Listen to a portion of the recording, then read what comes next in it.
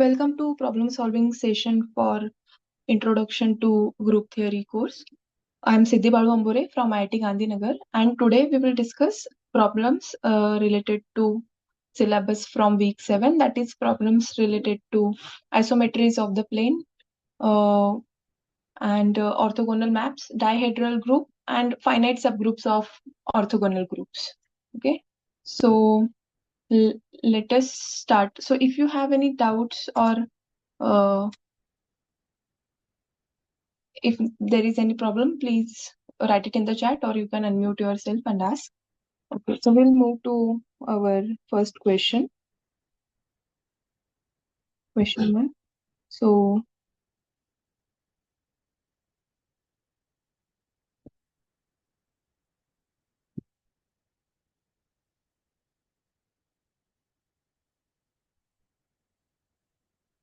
for a vector v in R2, let RV denote the reflection corresponding to the plane HV, which is set of all those x in R2. I hope I am audible. Okay, if not, please let me know. Yeah. So such that x dot v is 0. So what is x dot v here? It is dot product. So if my x is x1 comma x2, and suppose v is some v1 comma v2, then x1 comma x2 in R2 such that x dot v, that is this x1 v1 plus x2 v2 is 0. Okay, and so let E1 is equal to 1 comma 0, E2 is equal to 0 comma 1. Then they are asking what is this RE1 composed with RE2, and options are: first is RE1 plus E2, B RE1 minus E2, C translation by E1 plus E2, and D, that is rotation by 180 degree with center at 0, 0. So this is the first question which is asked. So I hope you all know what isometry is and all the definitions, I assume. So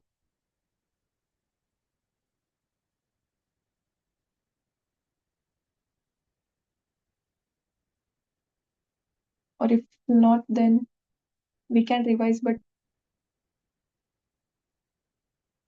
so isometries are basically distance preserving maps. So if T is from R2 to R2 here in this case, so if T is from my R2 to R2, then T is isometry if this norm of, so for if for u comma v in R2, we have norm of T of u minus T of v is equal to norm of u minus v. If this happens, then we call this T to be isometry. Okay, and we also saw in the lecture that isometries on R2 are either rotation or a reflection, and that's all. So what they have asked here is they have defined this HV is some set in R2, and so it will be mostly in this case, since we are talking about subspaces of R2, it will either be the whole space, or a line, or our point 0. So this HV we need to see how it looks like corresponding to this E1 and E2. So what we need to do here is we have to find HE1, HE2, and we have to see how this RE1, E2 looks like. So what is RV? RV is a reflection corresponding to the plane HV. So we have to first find this plane HV, and then we have to see how the reflection across this HV looks like, and then we have to formulate it, and then we have to see how this RE1 composed with RE2 look like. Okay, so let us start with RE1. So E1 is my 1 comma 0. So HE1 is what? All those x in R2 such that XE1 is equal to 0. So when I say XE1 is 0, if I write this as x comma y in R2 such that x comma y into 1 comma 0, this dot product is 0, it means x comma y in R2 such that x is a 0. So the moment I have x is equal to 0, what does this show? What does this say about this HE1? X is a 0. So this is my y-axis, right?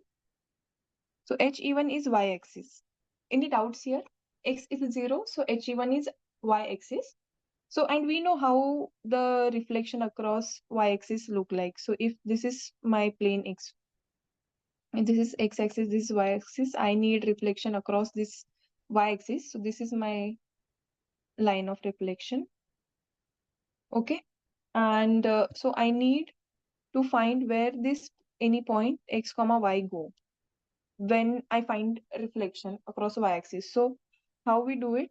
We try to find the perpendicular here, and then we go same distance here, and then we find. So here it will be minus x comma y, right? So here if it's x, it will be minus x. Is this clear? So my RE1, which they defined, it is reflection across HE1. HE1 was my y-axis. So RE1 is basically reflection, reflection across y-axis. So that's what we found here. So if I want to write it in the matrix form, then so from RE1 of x comma y is what? It is minus x comma y, is defined like this. So if I want to write this in the matrix form RE1 x comma y, I can write this like this: minus 1, 0, 0, 1, and xy, because that's how I will get if I write this in column and matrix form. Is there any doubt here how to write this? This is clear for at least this kind of matrices or functions. So this was my RE1. So we know how RE1 look like. Now I similarly need to find RE2, and then we will compose and see what the resultant isometry is. So understand that reflections are isometries, and rotations are also isometries, and composition will again give me some kind of isometry. So this is reflection across the plane, this HE1 plus E2, which we will try to find. Similarly, HE1 minus E2. And this is translation. We will also discuss about translation, what exactly this means, and the rotation. So for now, we have obtained RE1. We will similarly try to find RE2. So let us first find, yeah, let us first find HE2. And HE2 is, okay,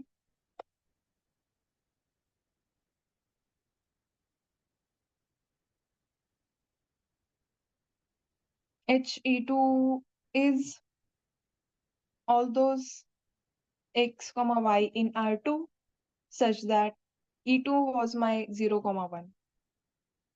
So if you got the idea, it will be x comma y 0 comma 1, which is 0, which I want to be 0. So it is x comma y in R2 such that x plus x 0 plus y into 1 is 0.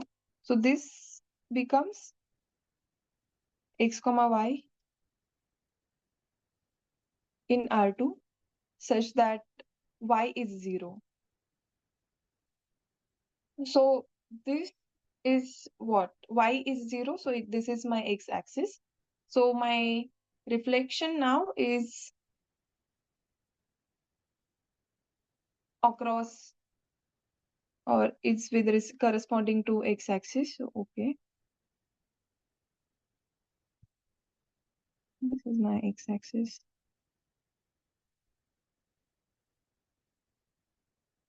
This is my line of reflection. So this is my x-axis, y-axis, and here any x comma y will go to x comma minus y with this reflection. Okay, we again similarly we will find a line, and then similarly what we did. I mean, we have seen how the reflections across corresponding to lines are defined, or how to obtain the reflection. So what we do is we find so we have a line, we have a point, we put perpendicular, and we then take the same distance from that point, and whatever corresponding point we get at that distance is my reflection across that point. So it's explained in the lecture. Okay, and then we have to now find, so RE2 is now for xy is x comma minus y, and if I again write it in the matrix form, it becomes 1 0 0 minus 1 xy. Okay, and what they have asked is whether it is equal to RE1 plus E2 or not. So first let us see what RE1 plus E2 composed means.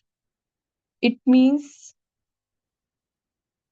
I have to compose these two matrices. So R2 first, then R1. So R1 is 1 0 0 minus 1. This is minus 1 0 0 1, if you remember. And then it's xy. So we can just multiply these two matrices and see what I get is minus 1 0 0 and minus 1. So my RE1 composed RE2 xy is basically minus x minus y. So it is minus x minus y. And we have to see which among these are my, will give me the resultant of this R composed R2. So which among this is the correct answer? That's what we need to find. So if we check for A, this is RE1 plus E2. So my E1 plus E2 is 1 comma 1. Then H 1 comma 1 is all those x comma y in R2 such that I'm just, okay, xy 1 comma 1 is equal to 0. It means I need x plus y is equal to 0. So x is equal to minus y. This is my line. So this this line x is equal to minus y. So that is x, y is equal to minus x. So this line is x is equal to minus x. So it will be like this. Sorry, y is equal to minus x. So this is my line of reflection. And if we see here, if I take any point here, for example, if I take 1 comma 1 from this point, through this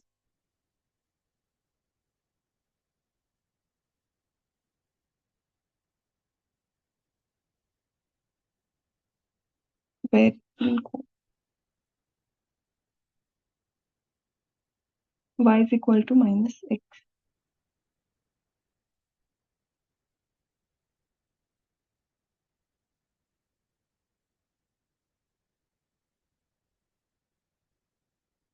I hope this line is correct. So, okay. So now my R E1 plus E2, I need to find. So 1 comma 1 will go to.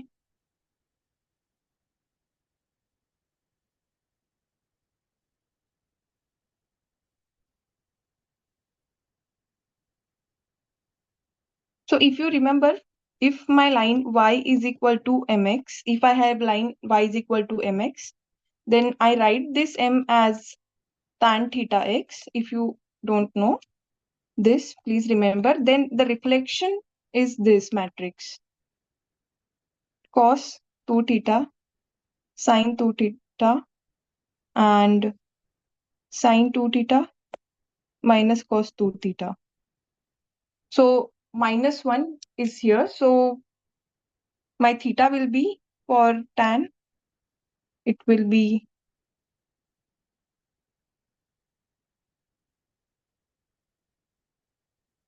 we have this, right? So is this happening for every point here?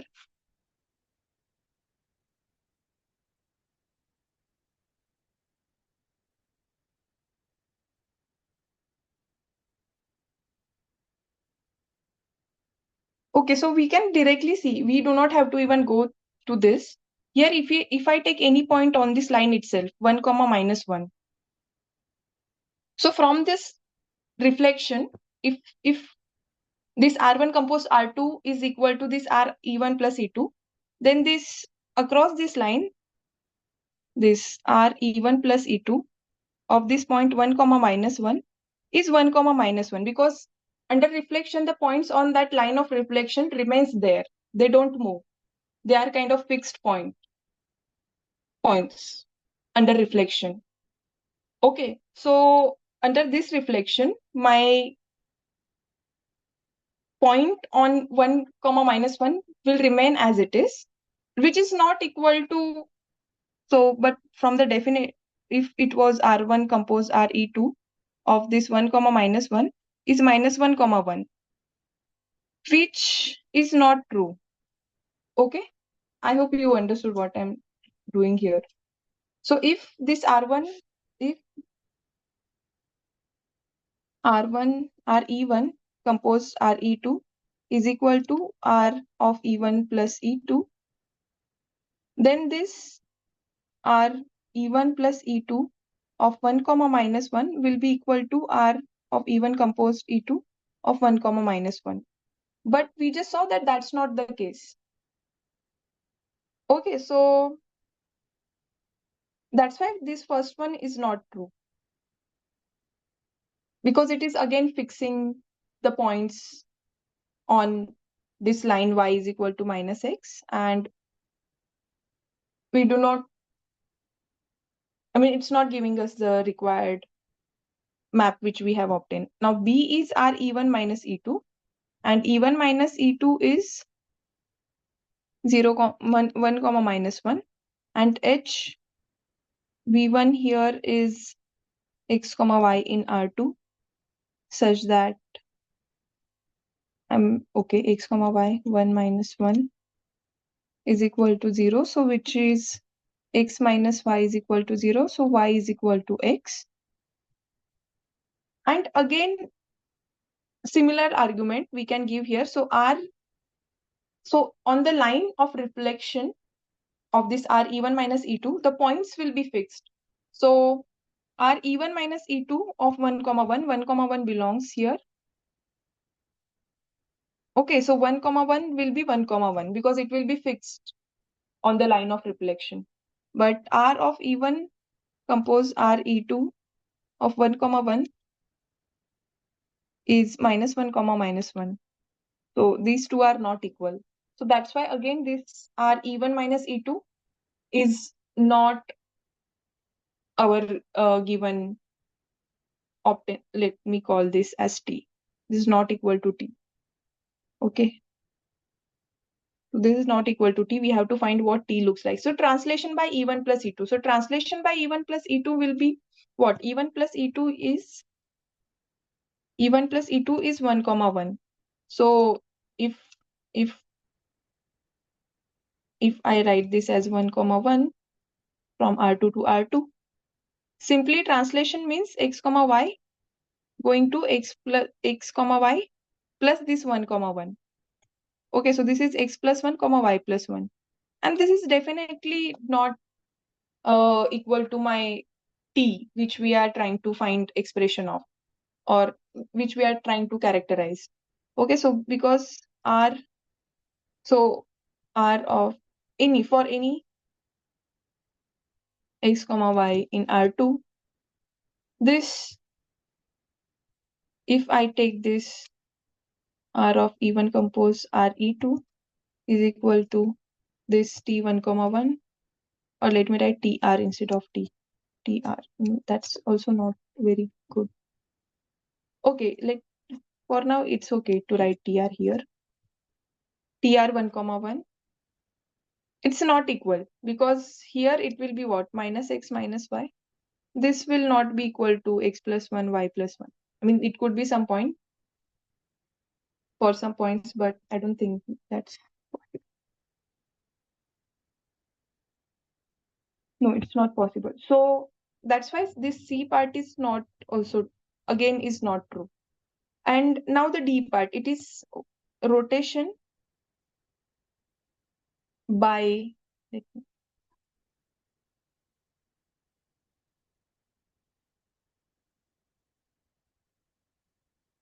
rotation by 180 degree with the center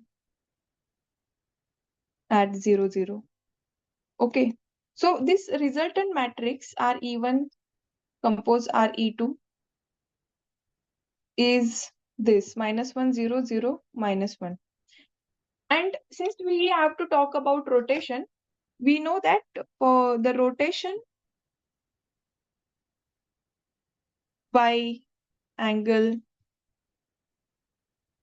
theta is given by,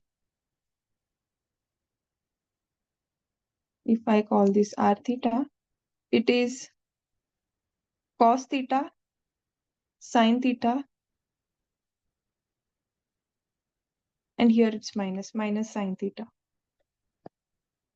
Okay, so if every isometry on R2, any rotation at origin in R2 is given by this matrices, where theta is between 0 and 2 pi.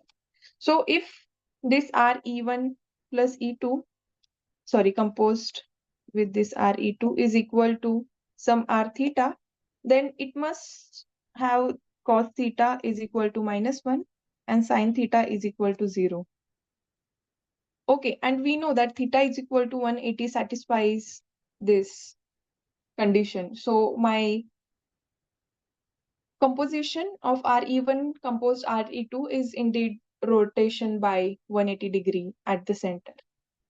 Is this clear?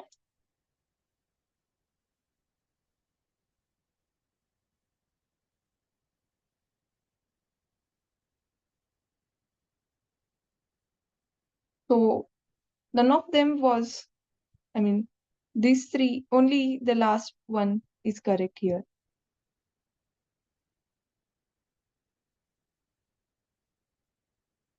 Any doubts?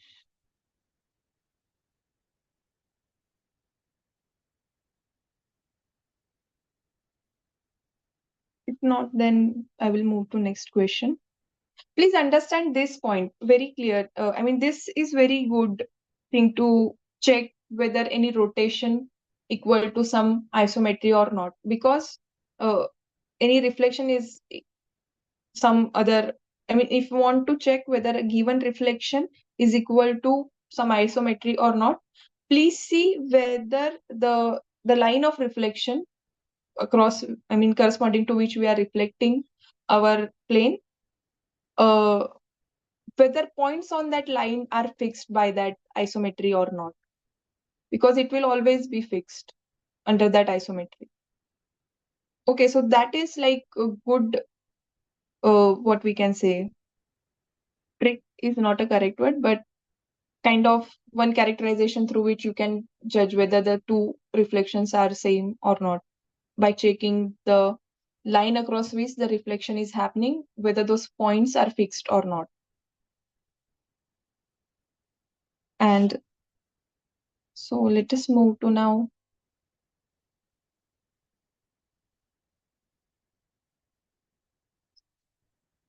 next question.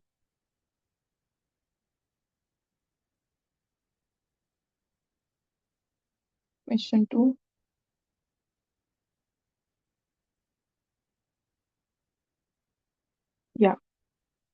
Let V1 and V2 be distinct arbitrary points in the plane R2. Okay, and let T be an isometry of R2 that fixes V1 and V2. Then which among the following is are true? If T fixes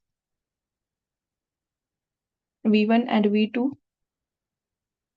then T is identity. If T fixes V1 and V2, then T is reflection or identity. See that if V1 and V2 are linearly independent, then T is identity and D is none of the above. So when we are, so here question has, so it's about isometry from R2 to R2, and we have 2 points V1 and V2 in R2, and we are talking about the nature of T when it fixes these 2 points. So note that there are more than one type of isometries which we have seen. It's rotation, reflection, glide reflection, and translation. So when I say that point is fixed, we have to see that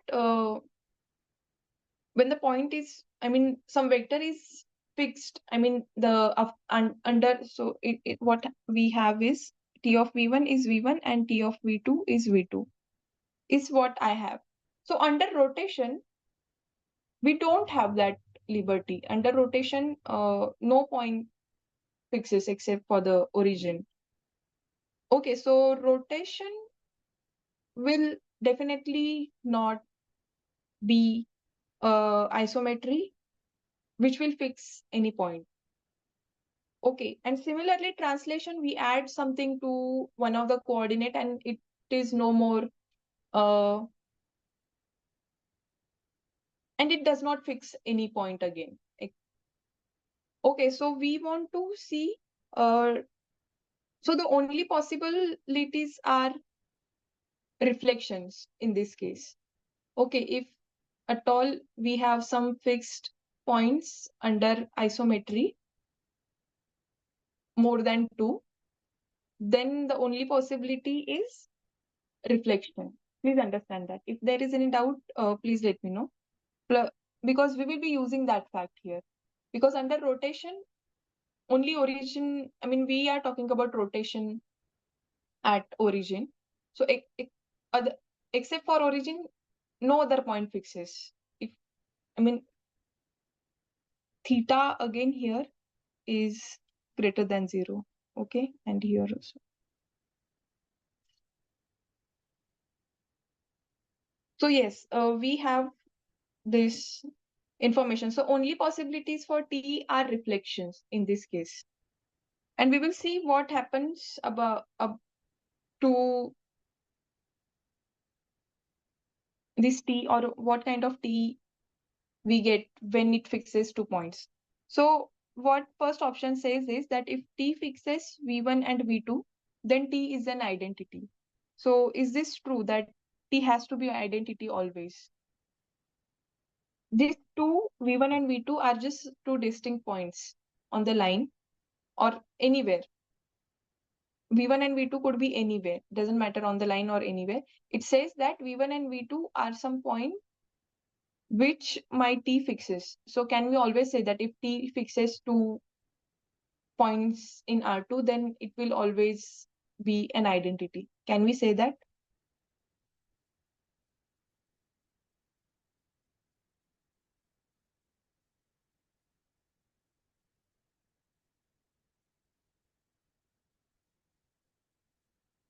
No, right? Because we just saw in earlier example as well. The moment I have line of reflection,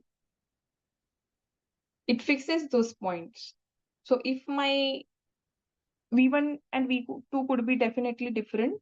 I mean, if I take even this reflection RE1, which we were talking about, what it was -1, 0, 1, XY. Here, if I take point -1, comma 0, or -1, comma 1,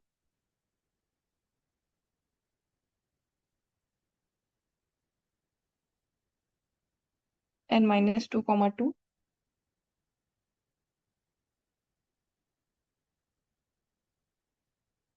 wait, I want I want to fix the point. The line of reflection was here first. It was y-axis, right? So if I take any point on y-axis, so if I want some point on y-axis, it will be 0, x kind of thing. So of R even of this 0, let us take explicitly 1, will be 0, 1, because it will be -0, 1, which is 0, 1. And similarly, or let me write here explicitly A, and R even of 0, b will be -1,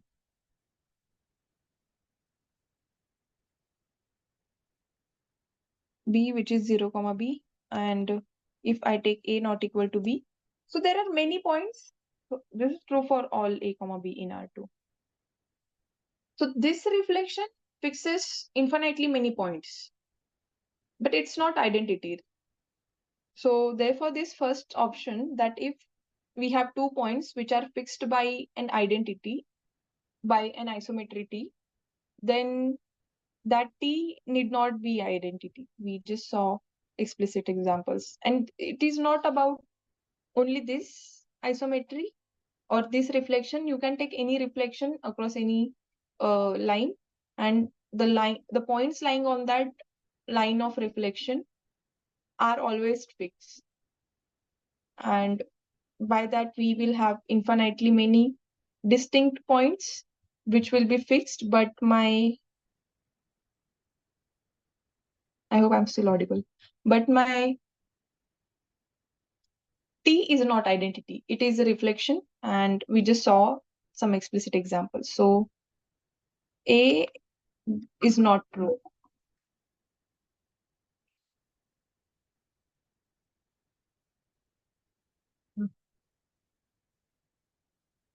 Uh, yeah. The second is, it is either identity or reflection. So we just saw the only possibility it is T is identity or reflection.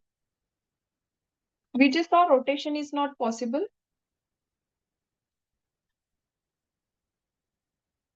So rotation is what? R theta of xy is cos theta minus sin theta, cos theta, and xy. So this is cos theta x minus sin theta y, cos theta x, yeah, and sin theta x plus cos theta y. Okay, and if we want this to be equal, then cos theta must be 1, and sin theta 0. So cos theta 1, sin theta 0 will be what?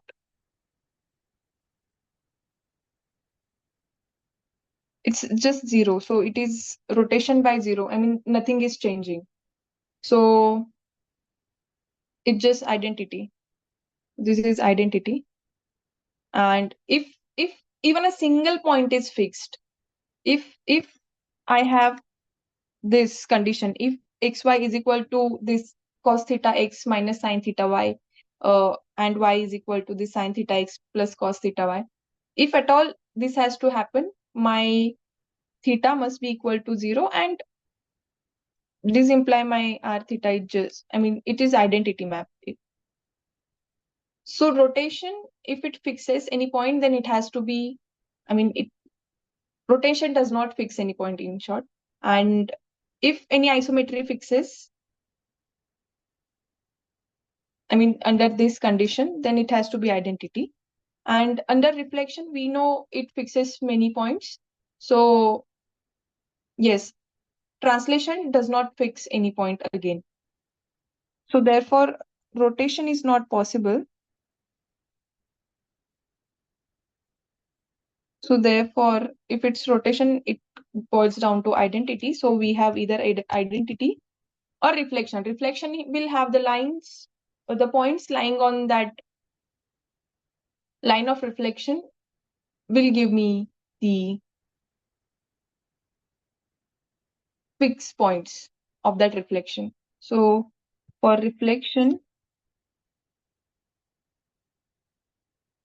the points lying on the line of reflection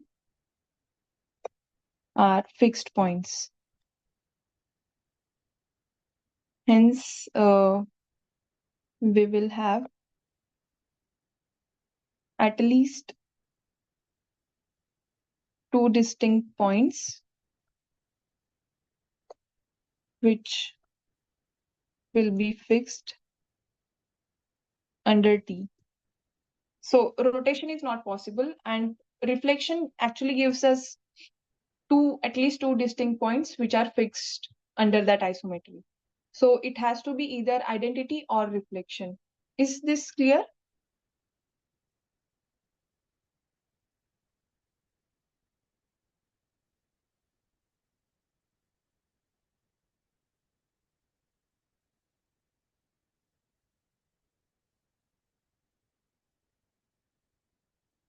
I hope that I'm again and again saying that if something is fixed, if 2 points are fixed by some isometry, then it's possible only with the reflection.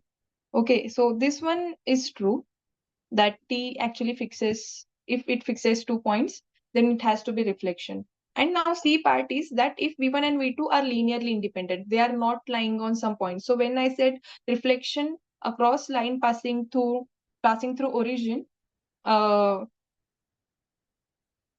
those points are linearly dependent in R2. Okay, because they are of this form, line passing, okay, let me just write this. So let me just write down this. If V1 and V2 are linearly independent, then and T fixes V1 and V2, then T is identity. So what I have here is this.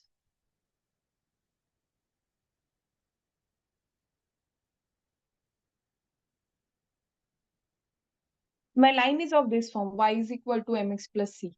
And under t, it fixes some point. So when I'm saying that line points lying on the line of reflection are fixed, we must, I mean, those points are of this form: x comma, I mean, y is mx. So x1 comma mx1 and x2 comma mx2. So these points are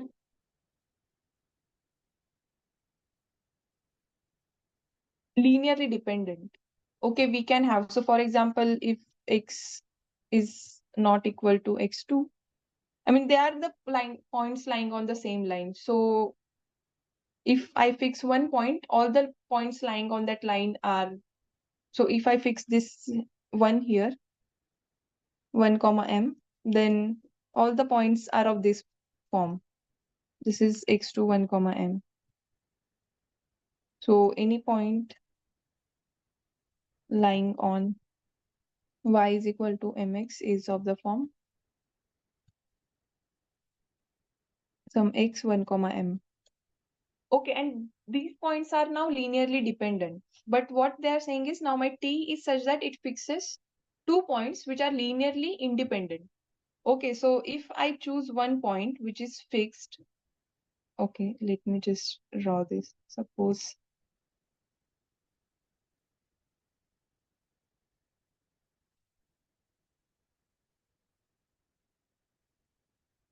okay, so if my this is my line of reflection, this is my line r, this is xy, and if I'm saying that a point is, the points on this line are fixed, that's okay. But now what they are saying is that some other point which is linearly independent than this is also fixed. So, but under reflection, if it is fixed, so L, how it will be? For y is equal to mx. So for any line y is equal to mx, the, just a second, the reflection across y is equal to mx is, we can write it in this form, that if I call this line ERL, then RL is 1 by m square, 1 plus m square, 1 minus m square, 2m, 2m, m square minus 1. Okay, and RL is given by this matrix. And you can check that if it has to fix some other point, then it will become an identity. So let us try to do that. So any point, okay, so let us write this xy is what? 1 by m square, 1 minus m square x plus 2my, 2mx plus m square minus 1y, right? And if my y is equal to mx, if I substitute this, then x comma mx, and then if I do this m square plus 1, then 1 minus m square x, y is my mx, 2mx, 2mmx, and here I have 2mx plus m square minus 1 mx, and this is 1 by m square, and this is 1 minus m square x plus 2 m square x, and here it is 2m x minus, sorry, plus m square.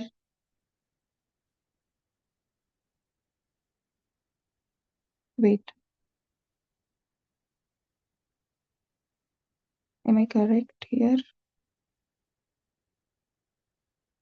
Let us write here. And here minus mx.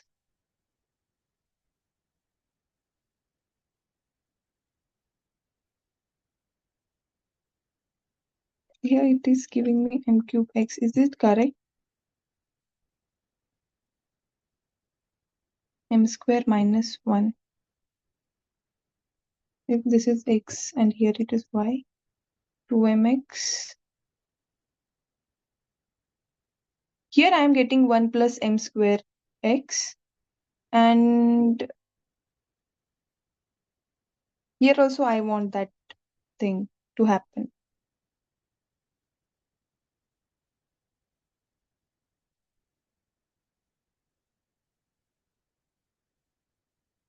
Here I am getting m square.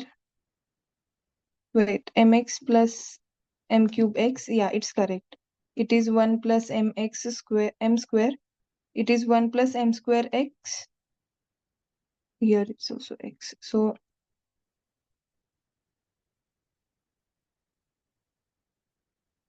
and 1 plus m square mx is what was there. So it is x by mx.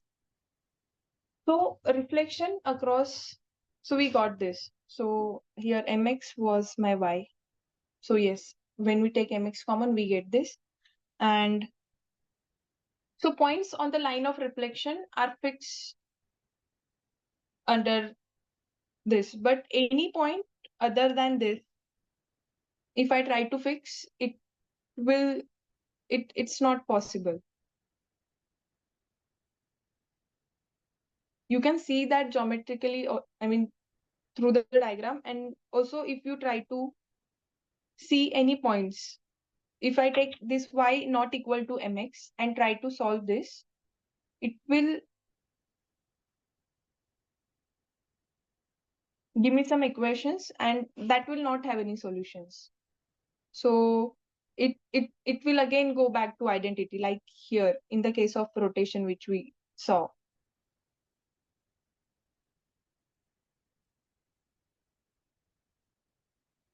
Is this okay?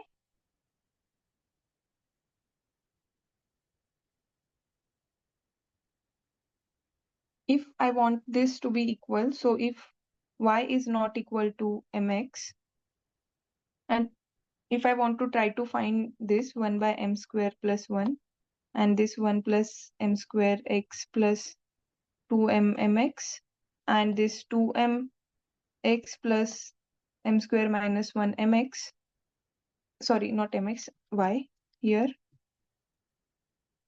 If I want this to be equal, then this will not satisfy, because what I will get is x is equal to x plus x, wait, 1 minus, sorry, it's not, it will be 1 minus m square by x plus 2my, and y will be 1 by m square plus 1, and here 2mx plus m square minus 1y. And if you try to simplify this, you can see that we will again have to come back to this condition that y is equal to mx. And these are precisely points on the line of reflection. So, but what we are given is that we have two linearly independent elements which are fixed by t. So the points which are fixed by t are only of the form y is equal to mx. All the points which are not of this form will not be fixed under reflection.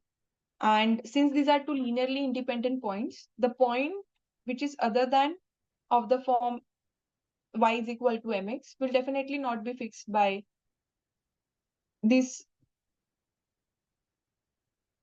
reflection across line y is equal to mx. And so if v1 belongs to this line y is equal to mx and v2 does not belongs to L1, then v2 cannot be fixed by the TL, if I write this RL, and hence if it fixes, if T fixes, RL fixes two linearly independent elements, then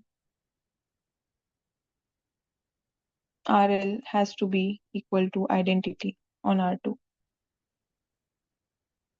Okay, is this clear?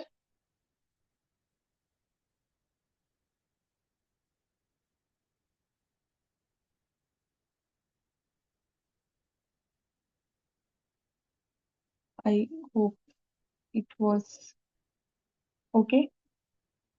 Uh, okay. So if there is any doubt, please let me know. Otherwise, we can move. So definitely, this is not true. Sorry, this is true.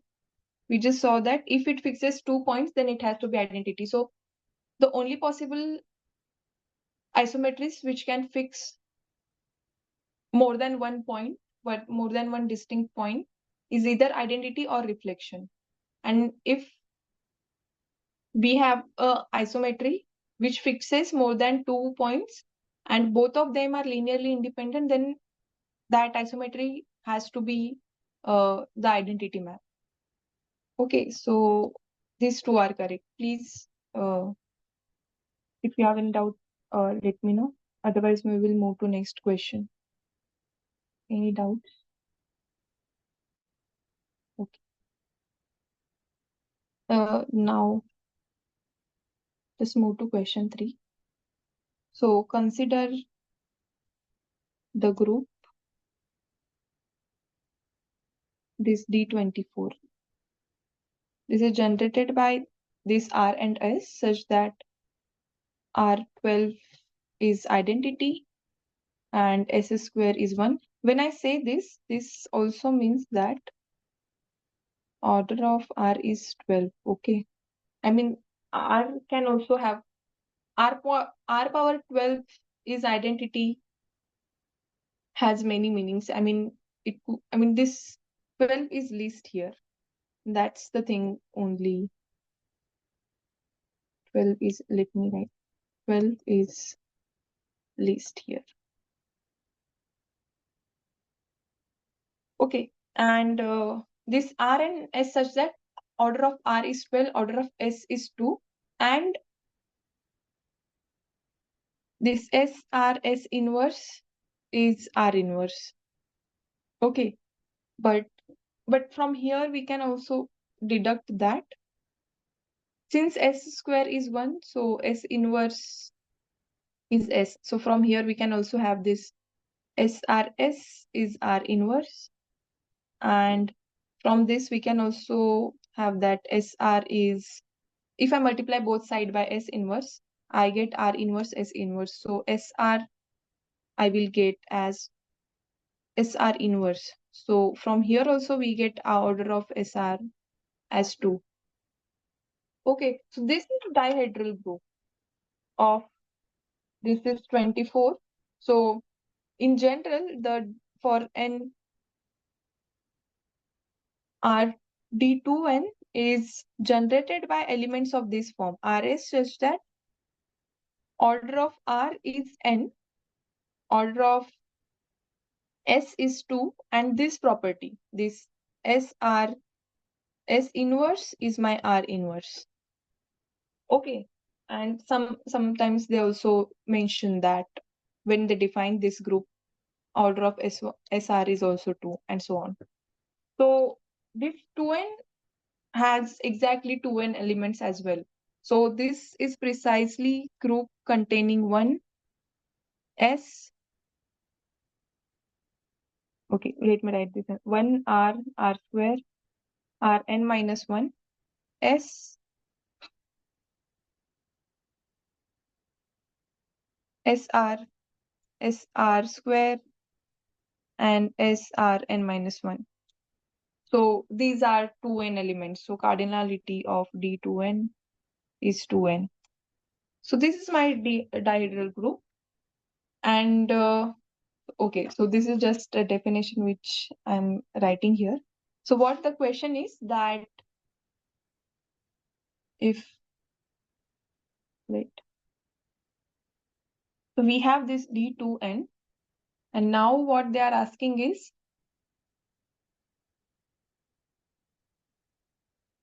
then this is just explain. So for, or let me write here only. Or let me write here because we have many options. So then which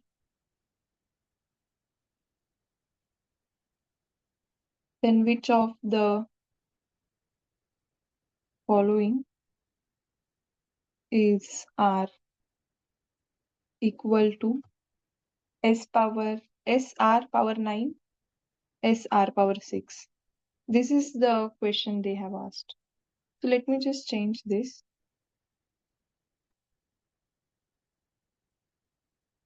All this is just explanation. Yeah, so this is the expression which we need to find, like what exactly it is. And they have also given options for this. A, it is R power 9. B, it is R power 6. C, SR cube. D, SR 6. Okay, so we have to find expression of this SR power 9. So we know that elements of SR are of this form. Either they are power of R or S into power of R. And that's, so here they have given some element which has this form SR power 9, SR power 6.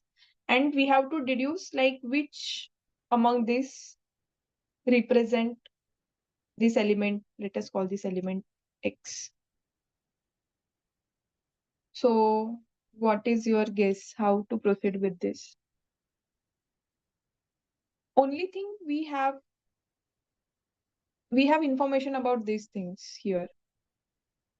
These are some identities which we have. Let me just write those here. That is SR S inverse is R inverse. But since S is equal to S square is 1, S inverse is again S. So SRS is R inverse and SR is R inverse S inverse and so on. These are few conditions which we have. We have this and we have to find. So my X is this SR power 9, SR power 6. So how to, any guesses for this first of all? Like which one do you think is the correct answer or whatever it is?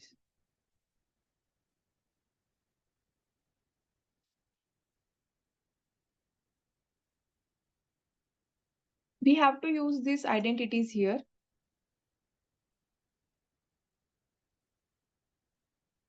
Of S and R to arrive at the conclusion.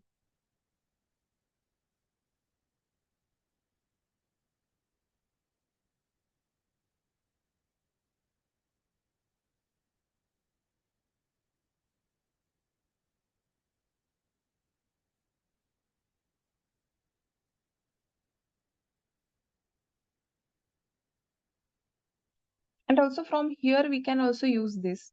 This SR is R inverse S because anyway S inverse is S. S inverse is S. We will be using this. So any ways we should proceed or start?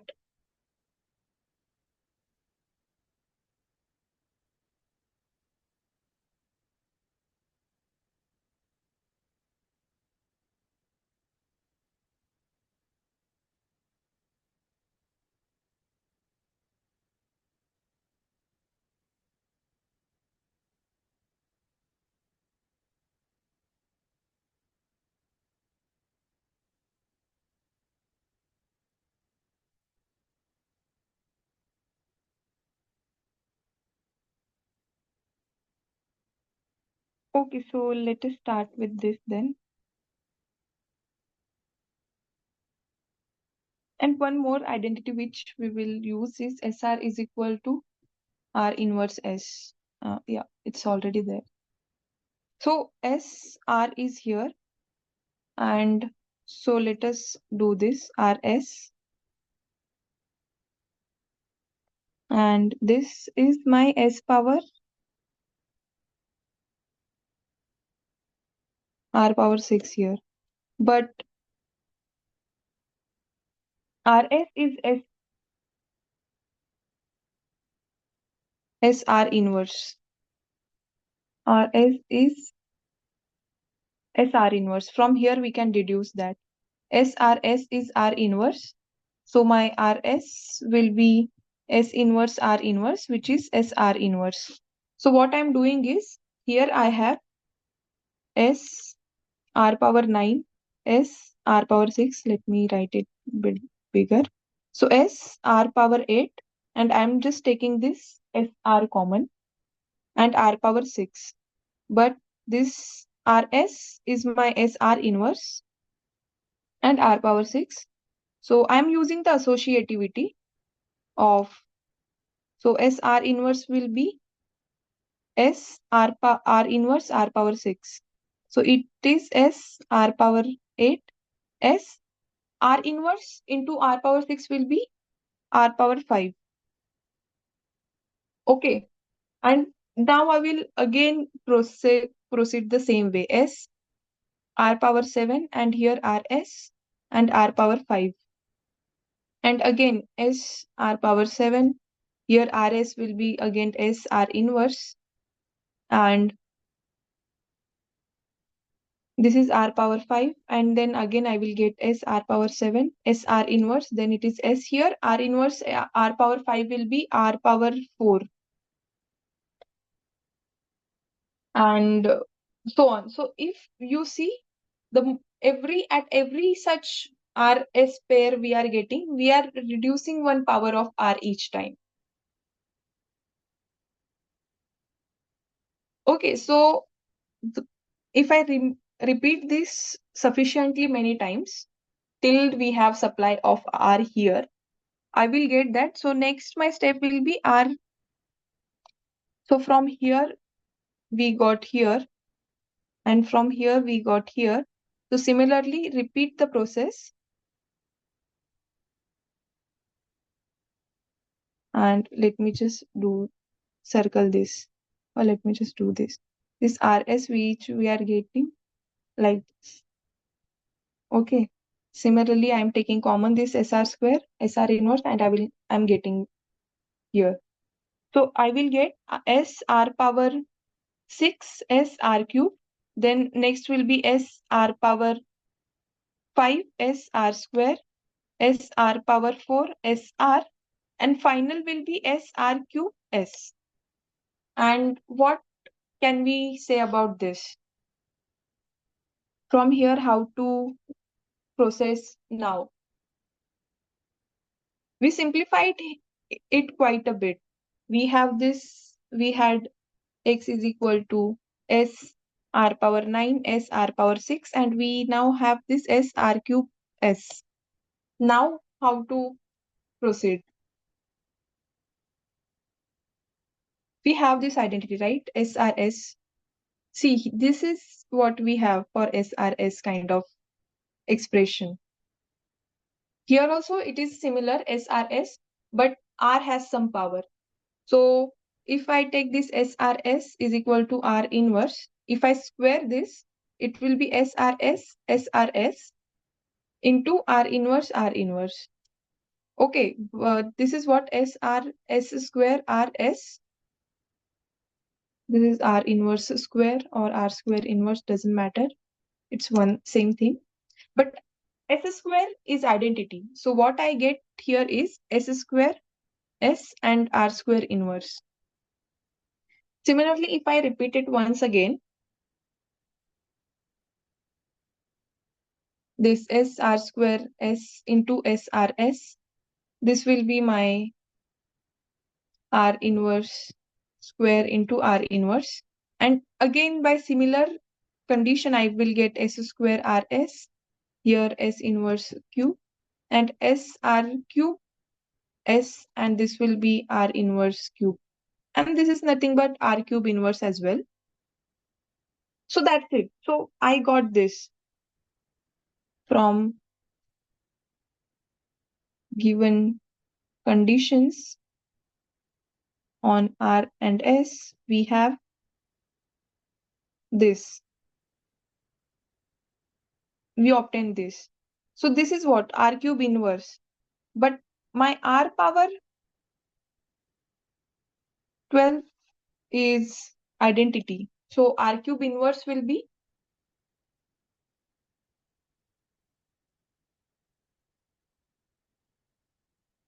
so R cube into R power 9 is my identity because this is R power 12.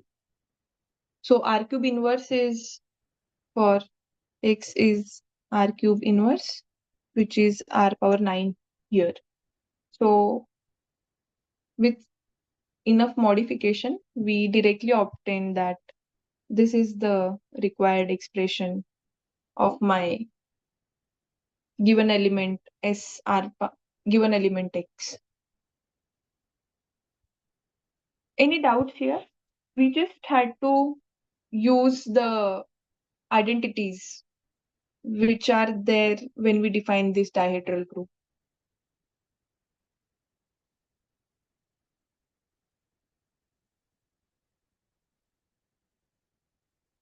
I hope there are no doubts.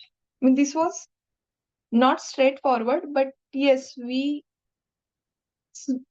could be many ways to arrive at this R power 9 here. But if you are planning on giving exam for this course, please try to remember these identities if you can. This will be of real help, and especially this one which we obtained here. From this, you can see that this S R power n S is in fact R power R inverse n or Rn inverse.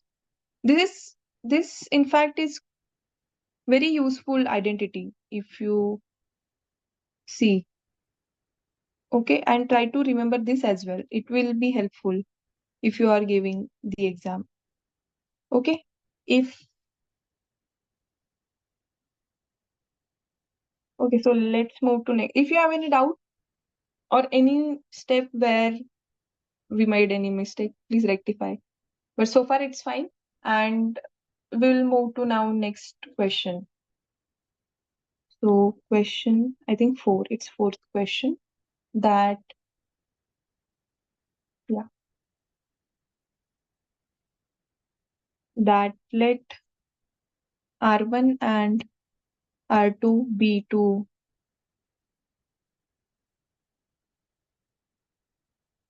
reflections. Then R1 composed R2 is A. It is reflection. B. It is rotation. C. It is translation. And D. None of the above.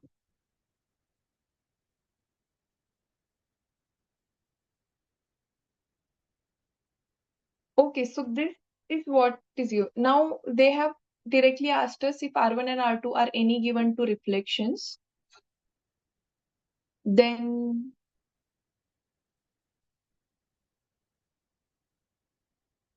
their composition, what we get when we compose two reflections. So any guesses for this?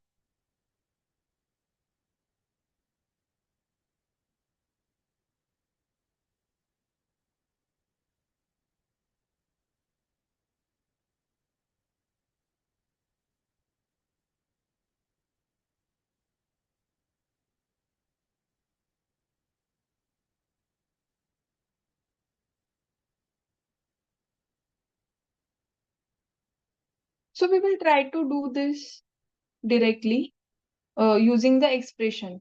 So if my line y is equal to mx is given, then, and if I have this m is equal to tan theta, then this rotation across this line L, let us call this L theta. Okay, or yeah, because this m is anyway obtained or is associated with this.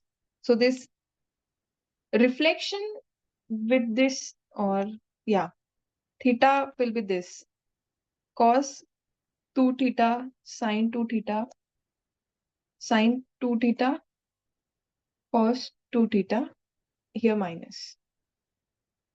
Okay, and here they have asked about the composition of two reflections. So if I take this as one reflection and another with respect to some angle, okay, this L phi will be some y is equal to m dash x, and this m dash is tan phi. Then r phi will be my cos 2 phi sin 2 phi or phi, whatever you call it, 2 pi, and minus cos 2 phi. Okay, and so my composition r theta compose r phi will be composition of the product of these two matrices. So it will be, I'm not writing xy, so that's why I'm just writing this 3. This will be cos 2 theta sin 2 theta. Let me just write this.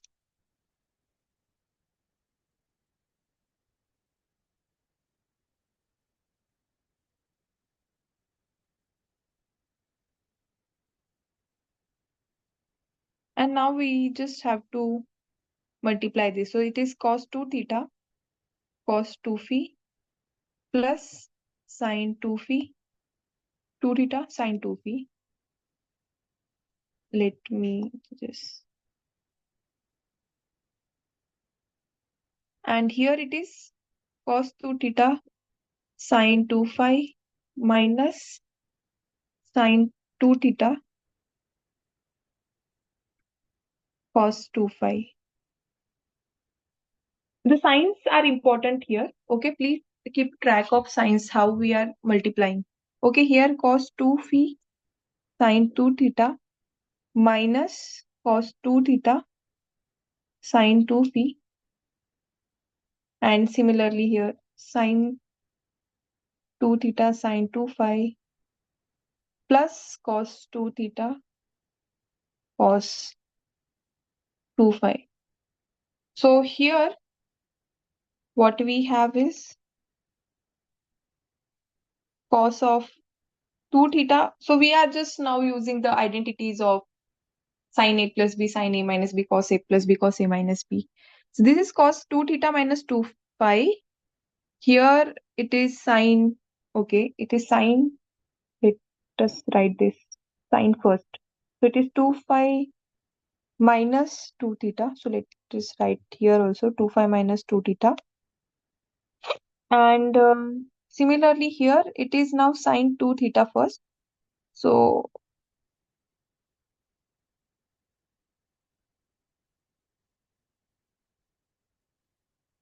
it's minus or what? Yeah, it's correct. This is sin 2 theta minus 2 phi, and here this is cos 2 phi minus cos 2 theta. Or me just, it doesn't matter. It's for cos, it doesn't matter. And 2 theta minus 2 phi. And now if I take, if I want to just make them all look similar to rotation matrix, I just need to take minus, the sign of minus theta is minus of sin theta. We just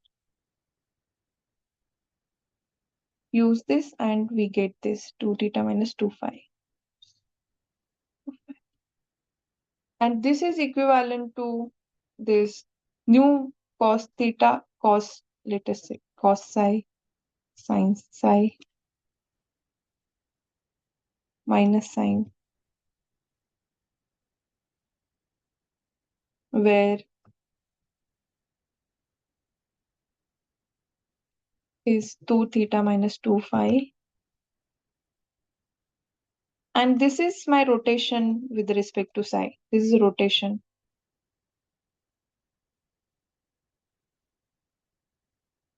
So we just started with two reflections. We composed them and we got that it is a reflection. And this was any arbitrary uh, reflections we started with, and we arrived that composition of any two reflection is always a rotation. So any doubts here?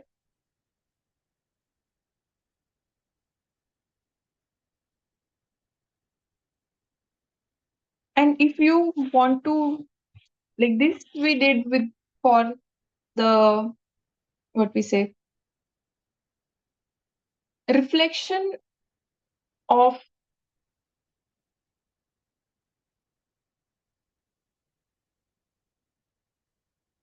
line which is passing through origin. If you want to do this in more general, you can try to do this then. In general, for line y is equal to mx plus c, this reflection, if I call this line L, this reflection across this L of xy is given by this matrix in general. 1 by 1 plus m square, 1 minus m square, 2m, 2m, m square minus 1, xy, plus 1 by m square plus 1, minus 2mc and 2c. So this c here, if we have non-zero, if it's 0, then this vanishes and we get this basic matrix of reflection across the line y is equal to mx. But if c is non-zero, that is my line is not passing through origin, that in that case this extra term gets added to my this reflection, and it still remains isometry.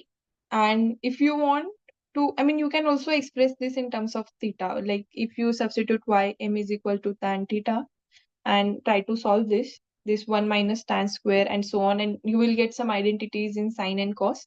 And I mean, you can find this. And again, if you compose this for some RL1 and RL2, and in that case, if I have two lines, then the rotation, if this is my, wait, this is my x-axis and y-axis, and if these are two lines, if this is my line, first line, and this is my second line, then the rotation which we will obtain will be across this point here. This rotation will be at this point C, which is intersection of these two lines. And the resultant rotation will be rotation at this point. And it will again not be a normal rotation which we have. Okay, so please keep that in mind.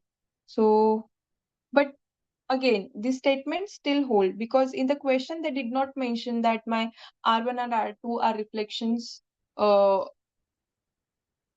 lines passing through origin. These are just to any given two reflections. It could be reflections of corresponding to any line in R2. It need not be passing through origin. So in that case, you can try to do the similar thing for this, and rotation will be then at this point C, which is intersection. Okay, yeah, which is intersection of these 2 points. Is this okay?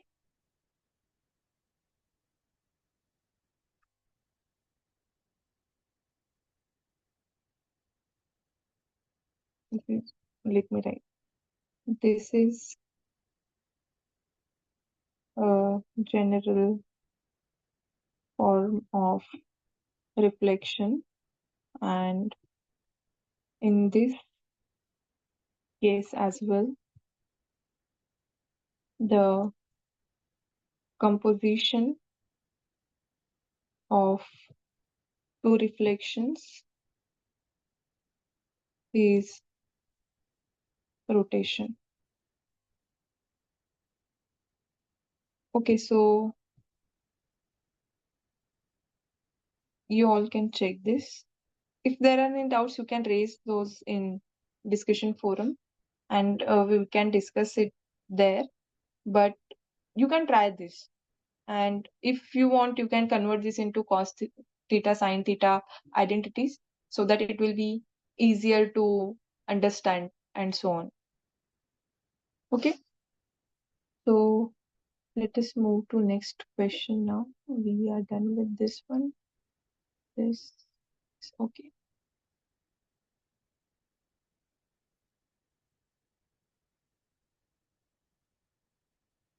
Yeah, so this is now question 5. Yeah, yeah, time.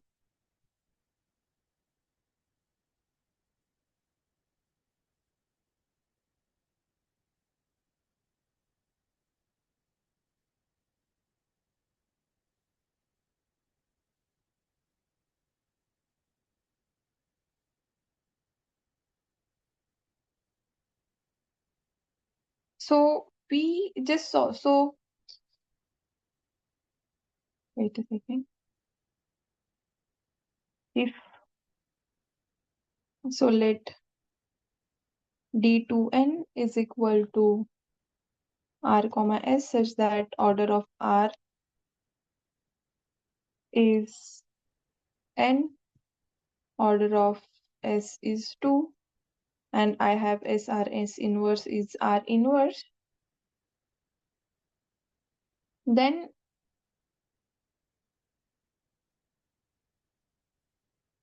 if n is odd, then cardinality of Z2n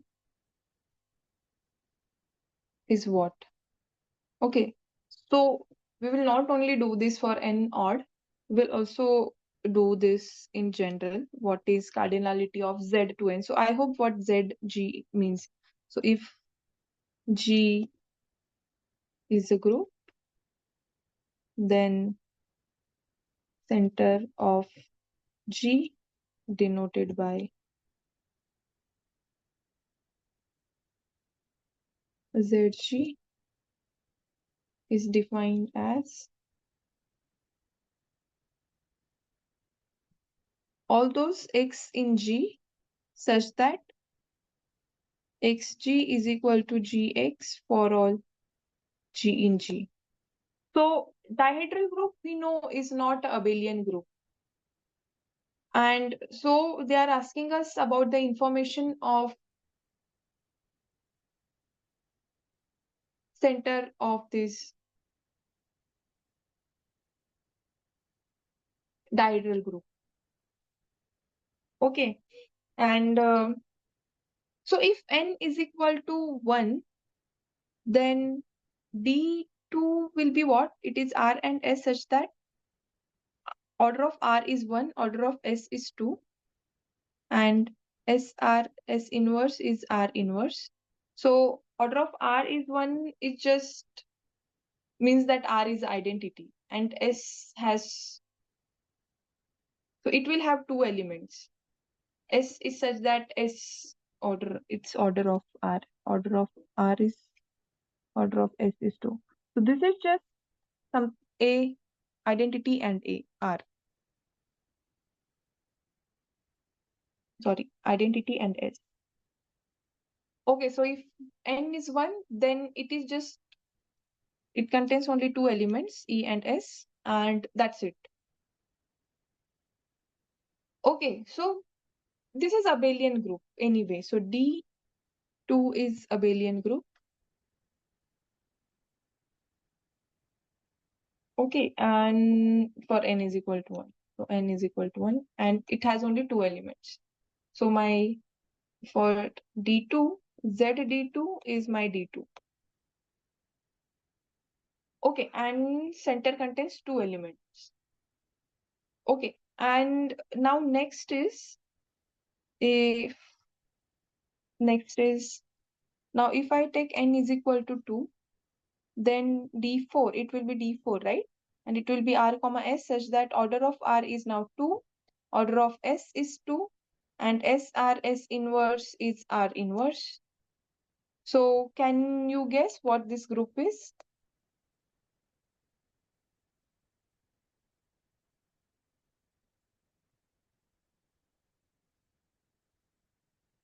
Order of R is 2, order of S is 2.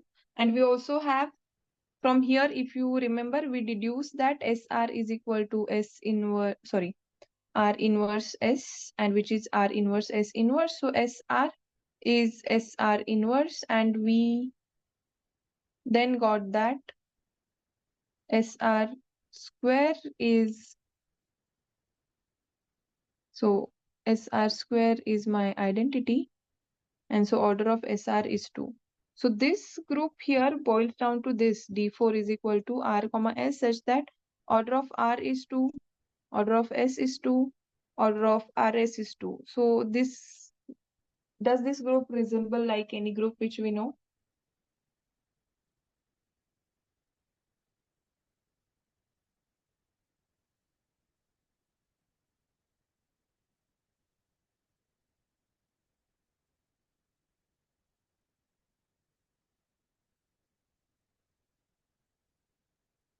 So this is K4, right? We know this. This is my K4 group, client 4 group, and we know that it is abelian.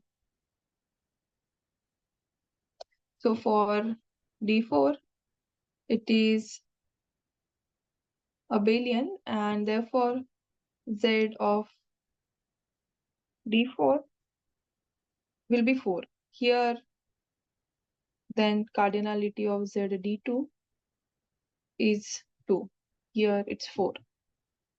And now we will move to next D3 and so on, the general terms. Okay, so now suppose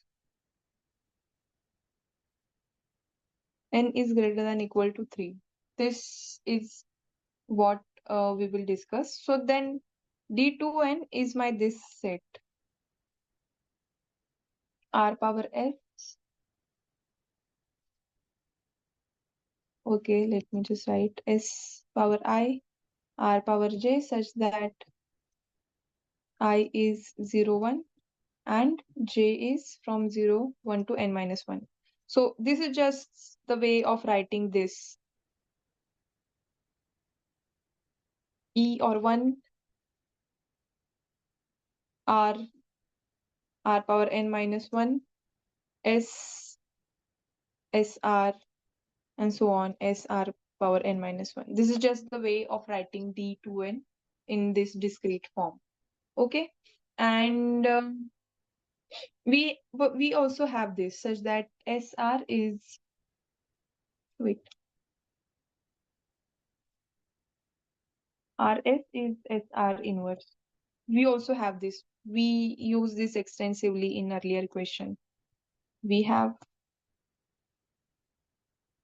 SR square is R inverse. So from here we can deduce that, okay, R square A is equal to R inverse, which is equal to, sorry, RS R inverse A S R minus 2. How are we doing this? SRS is SR inverse. And if I pre-multiply on both sides by R, so it will be R S, okay, R square S, which will be R S R inverse.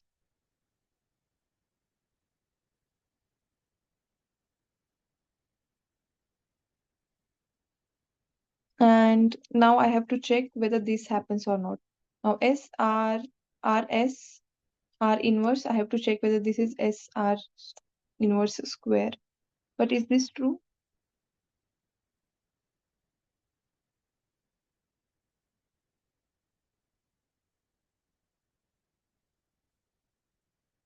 Yes, this is directly true, right? What I'm doing is I have RS is equal to SR inverse. So I'm just multiplying by R inverse on both sides. So it is SR square. So I have these identities. From here, I can deduce these expressions on both sides. Is this okay?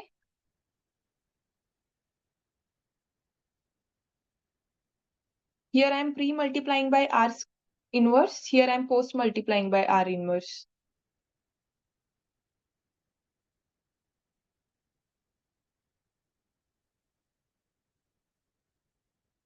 Okay. So from here, we have got this. And if you continue with this process, in general, we get that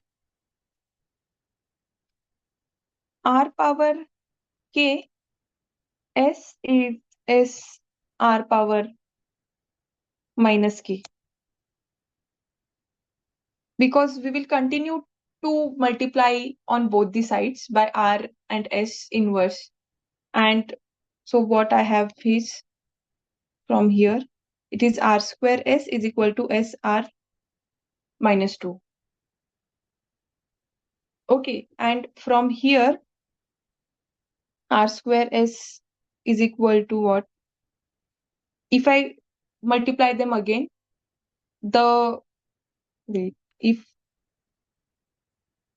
S R inverse, R S R inverse will be R S square R inverse. And if you keep multiplying this, S square is identity and wait, are we correct? Yes, this is correct. If you keep multiplying by R on both the side, here again you will multiply by R, then you will build R power K, R into R inverse, and this will be equal to SRS inverse. And we can use the previous identity which we deduced in the previous question, and you will arrive at this conclusion that from here, if you continue the process, we will get this for K greater than equal to 1. Is this okay? You can check this identity. Please check this identity. We will check this now itself if we have time left after discussing this. Okay, so for now we have this for all K greater than equal to 0. So note that since R and S generate D to N, any element X will belongs to Z D to N if it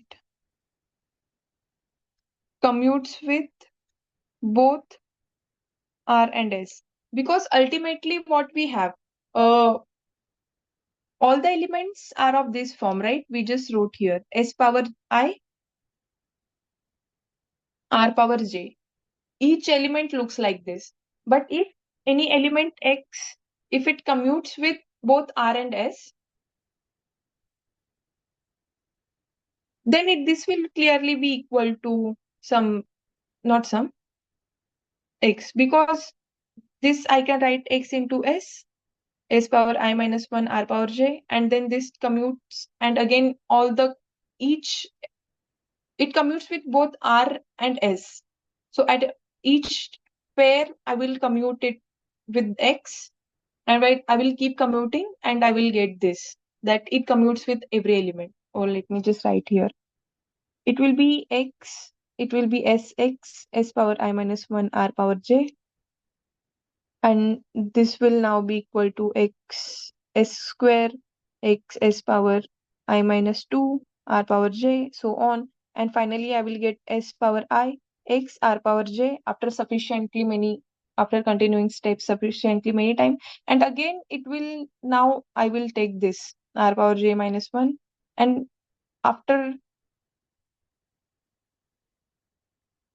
enough steps we will again get back to this, and this is what these are exactly equal. Okay, this is equal. So it is enough to check whether any element commute with R and S or not.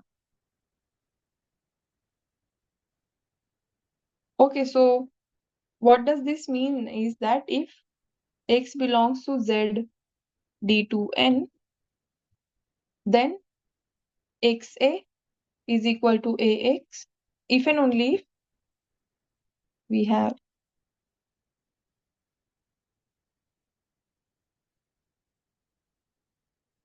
an element.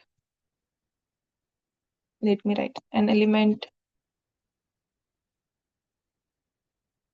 X belongs to Z D2N if and only if, or let us write R power I S power I r power j belongs to D2n Z D2n if and only if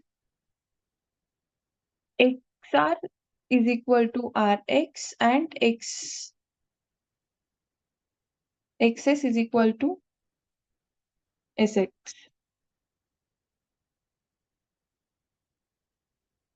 Okay, this must happen. And if I substitute just x in this condition, I will get that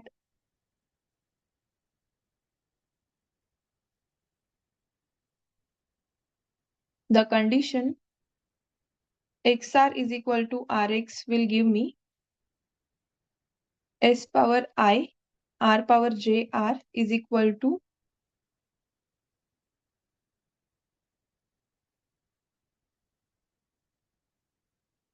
r into s power I r power j. So this is s power I r power j plus 1 is equal to r s power I r power j.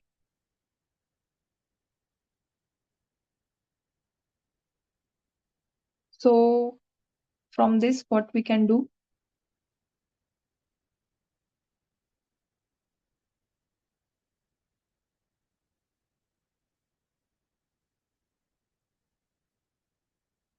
And now s power I r power j plus 1 is equal to r s power I r j.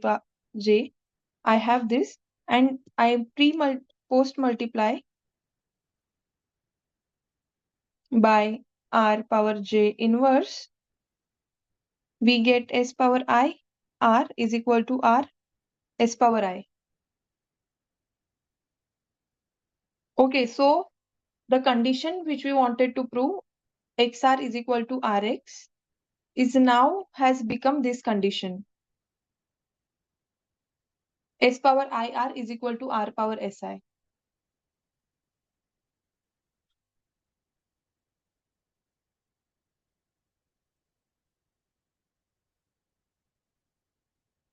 Wait.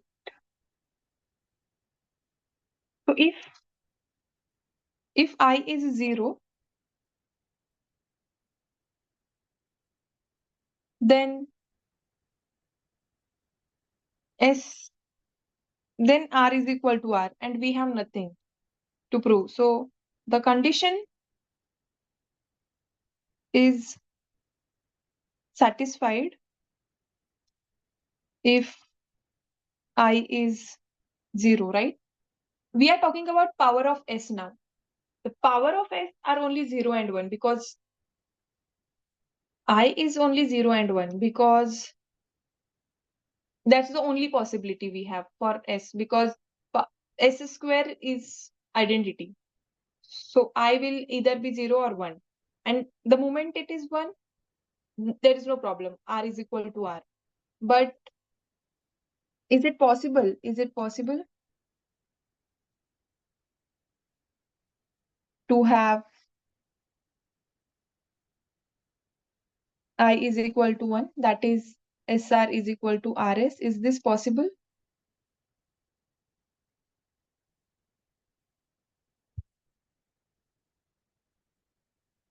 What's the problem here if SR is equal to RS?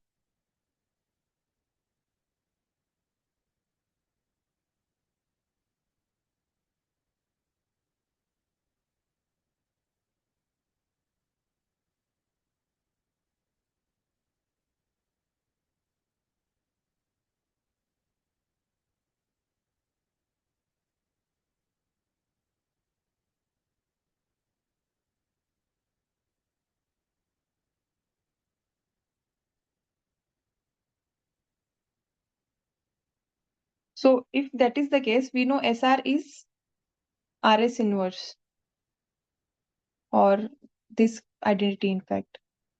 Yes, RS is SR inverse. RS is SR inverse. And if that is the case, I pre-multiply by S inverse and I get R is equal to R inverse. This implies order of R is 2, which contradicts my N was at least greater than equal to 3. So order of my N is greater than equal to 3. So order of R is greater than equal to 3 here. For fixed end, it is N. So here N is greater than equal to 3. So that contradicts the assumption that N is greater than equal to 3. So only possibility is that this I has to be equal to 0 and and I is equal to 1 is not possible because of this condition. So not possible. So the only possibility was S is equal to, I must be equal to 0. And if that is happening, yeah.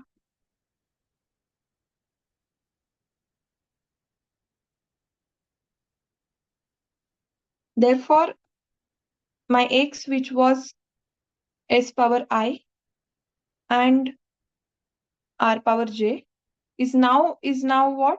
X is equal to just R power J, because I must be, see, I have this expression. I have started with this expression for X. Sorry, for X. Okay, and now I have to find what is the center of my X, center of my D2N. So in short, what I need to find, we need to find this X. So what in short I need to do is I need to find what are the possible powers of I and J are. And we started with some calculations with these conditions, which we need for Dn to be commutative, or we have to find elements from center of D to N. And we arrived at the condition that I must be equal to 0. And I is equal to 1 is not possible, because that will give me order of R to be 2, and which is not something we are trying to prove things for. So my X must be of the form R power J. Okay, so this much is clear. Any doubts so far? My X must be equal to some R power J.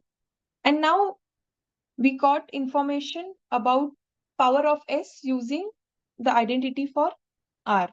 Now we will try to find what must be the power of R using the identity of S. So now what I have here is, so the condition XS is equal to SA will give me now R power J S, so yeah, into S R power J.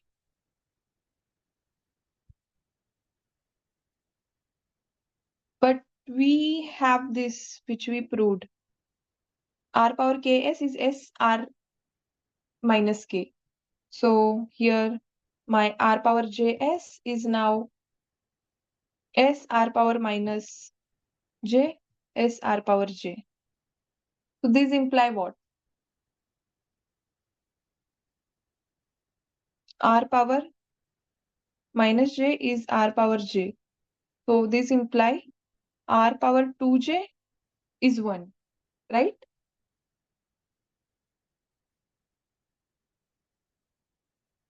Or let me write this. R power j inverse is r power j. So r power j square is 1. So r power 2j is 1.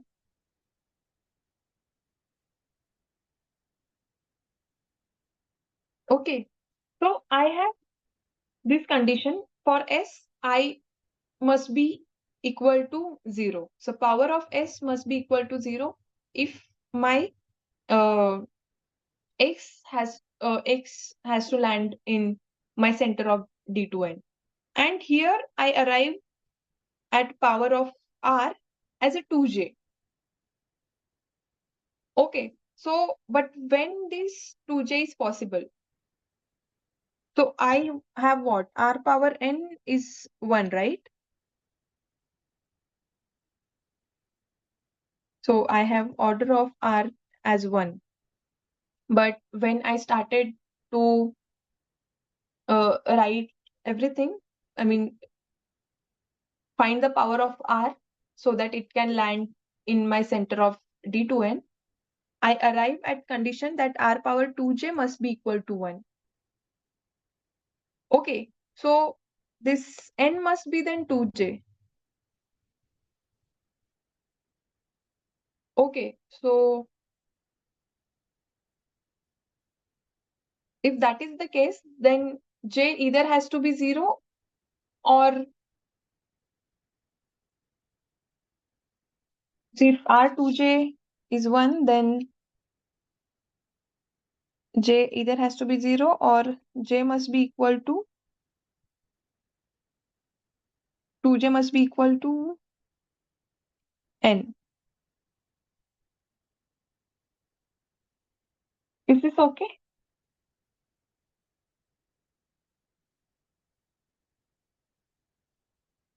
So if n is even, then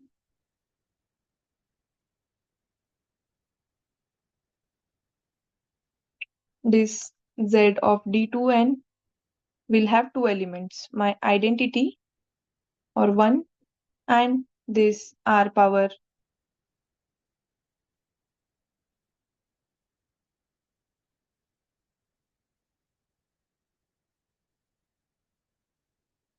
this n minus 2. I mean this implies j is n by 2. Okay, so this n by 2, and if n is odd, then this is not possible. Then 2j equal to n is not possible, and therefore z of D2n must be equal to only 1. So j is equal to 0 will give me 1, and j is equal to 2j will be equal to n. And j was, remember that, j was between 0 to n minus 1. Wait, yeah. So these are the only possibilities. And so this was when n greater than equal to 3, n greater than equal to 3. And what we have, if n is 1 or 2, then z d2n is d2n. Okay, so the only possibility of center of D2n are these four. When n is D, for D2, it is whole group. D4, it is whole group again. For n odd, we have trivial center. So, and for n is equal to even number, D2n has non-trivial center containing two elements. Okay, so yeah. So any doubts now? So if you want to find what is cardinality of D2n, if when n is odd, it's just one. Okay, so it has trivial center. Any doubts? We still have some time left.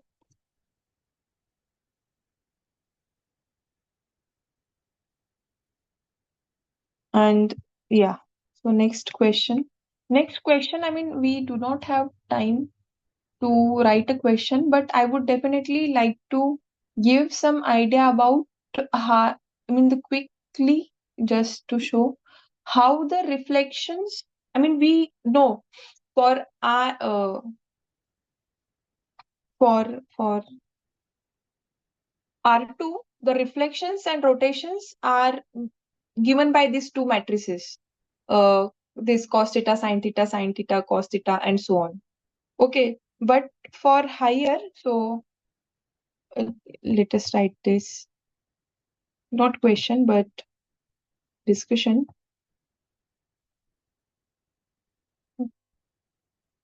that for T from Rn to Rn, or here we can take vector space of,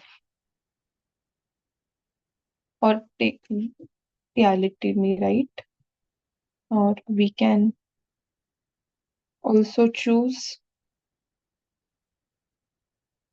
vector space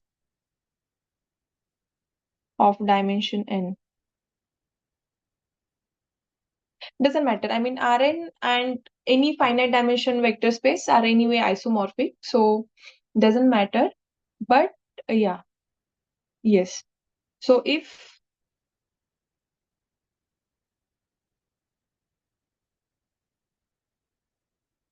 or let uh, V be a vector space of dimension n, and T from V to V be an isometry of n dimension. I'm just writing the general statement. And for a given angle theta, we write this as always: cos theta minus sine theta, and cos theta. This is my rotation matrix. Then, let me write here Rn and Rn, yeah. Then the rotation matrix, sorry, so the expression, the matrix representation of T with respect to some basis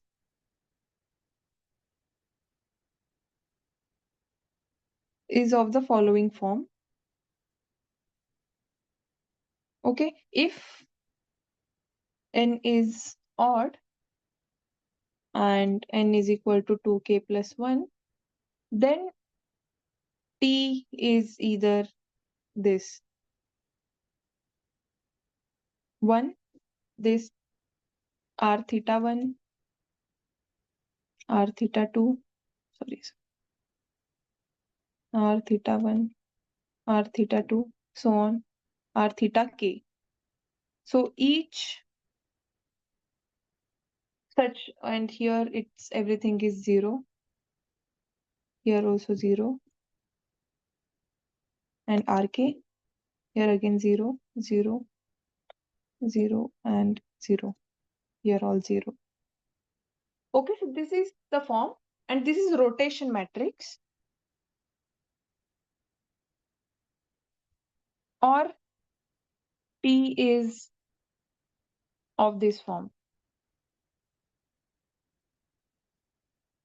It is -1, and similarly all zeros, this R theta 1, R theta 2, R theta k. So these are n is odd and we have 2k plus 1. So this is 2k plus 1 cross 2k plus 1 matrix.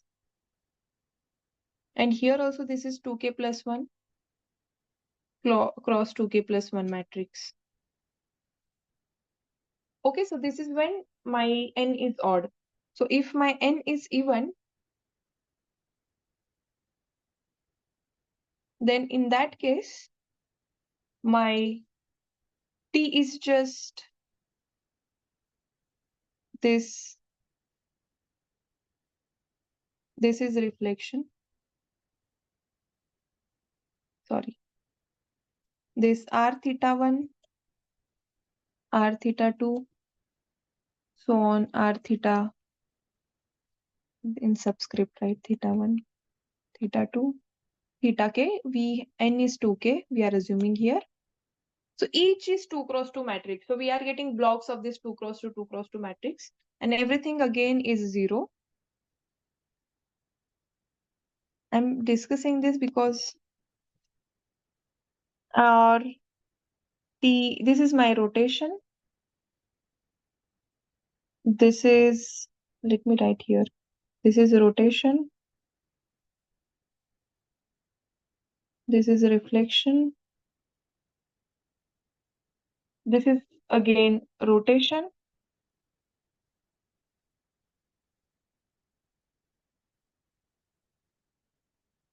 And further we have this R theta 1, okay. And I need again 2 cross 2, so R theta k minus 1. And this is again my 2k cross 2k matrix. This is my 2k cross 2k matrix. Okay, so these are the only possible isometries in higher dimensions. Okay, so we started in R2, we know what kind of matrices they look like. But in for higher dimension, this is the case. So if you are asked the question for R3 to R3, all you need to do is to check whether you can expect, when you write that matrix, with respect to standard basis or whatever you all like, that matrix, if you can represent that matrix in any of this form. So then here also it's everything is 0.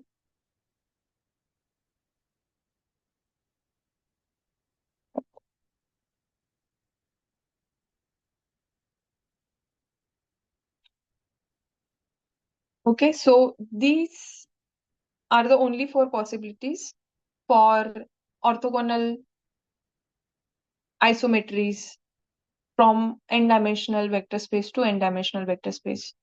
And you can check this. So this rotation, reflections, and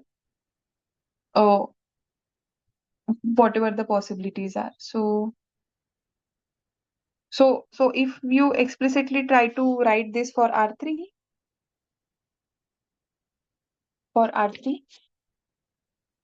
if T from R cube to R cube is an isometry, then first T is rotation if T is of this form 1, 0, 0, 0, 0 cos, let me take 0 cos theta, 0 minus sine theta, cos theta. Okay, and this is when we are writing these matrix representations, these are with respect to some orthogonal basis. Okay, we need not have this expression directly for standard basis, but with respect to some with respect to some, okay, let me write matrix representations with respect to some orthonormal basis. Okay, and if T is reflection, if T is this -1, 0, 0, 0, 1. First entry is -1, and yeah, rest are identities. Third, it is of this form, this glide reflection or anything, or is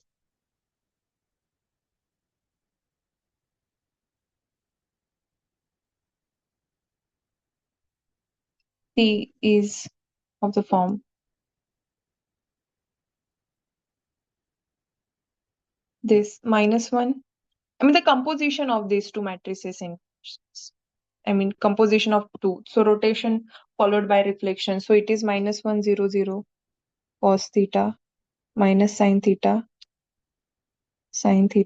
cos theta. So this is what we have, glide reflection.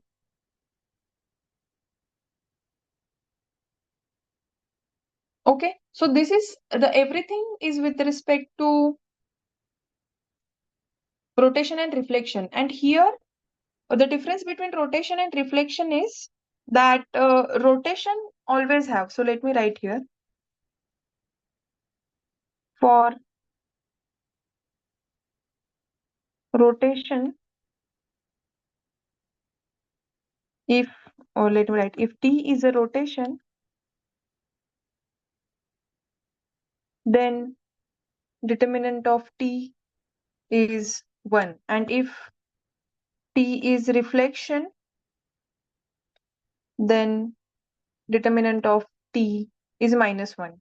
Okay, so all the matrices which we wrote here, we have to check their determinants in order to conclude what's their, I mean, it is whether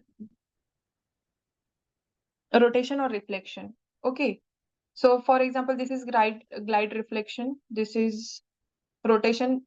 You can check the determinants and you will get what is the rotation, what is reflection, and many other things.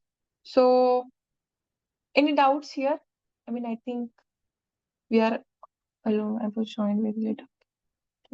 Yes, so this recordings will be available by tonight. I mean, around 10 or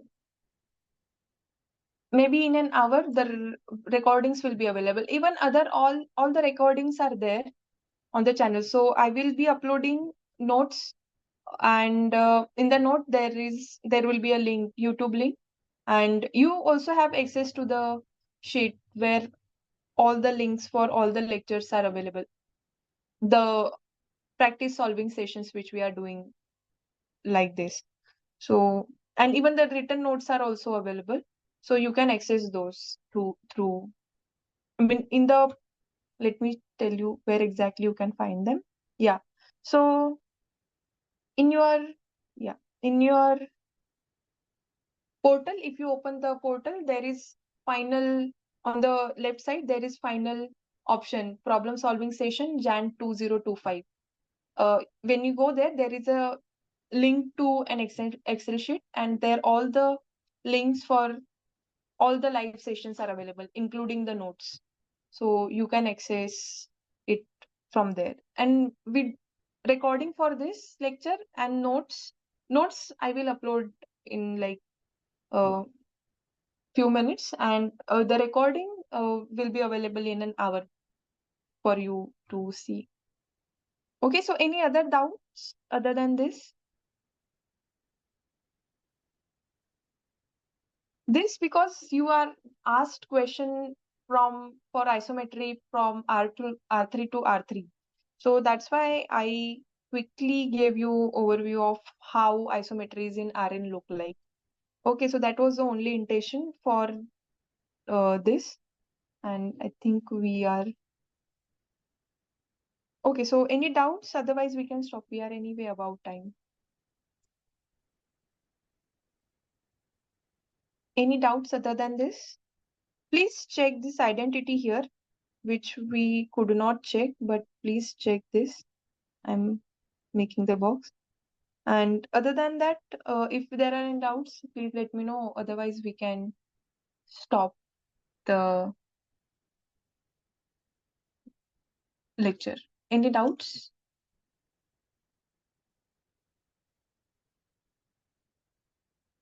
Okay, if not, then we can stop here.